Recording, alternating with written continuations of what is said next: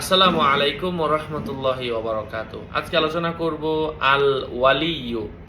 আল্লাহ পাকের এই বিশেষ গুণবাচক নামটা পাঠ করলে কি হয়।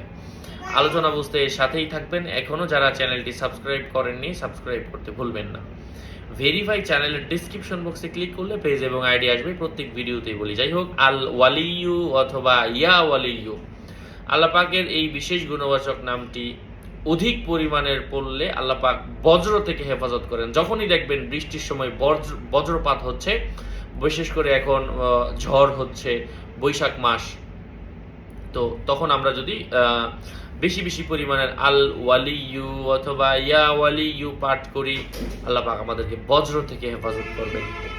হ্যাঁ, আল্লাহ পাক আমল করার তৌফিক দান করে। আমরা প্রায় নিউজ দেখি, কত মানুষ কাজ করতে গিয়ে মারা গেল, দাঁড়িয়ে থাকতে গিয়ে মারা গেল, হয়তো অনেকভাবে মারা যায়। তো আল্লাহ পাক কোনো না কোনোভাবে যদি কারো মৃত্যু রেখেও থাকে, এই আমলে আল্লাহ পাক তাকে ওই মৃত্যু থেকে হেফাজত করবে বজ্রপাতের মাধ্যমে।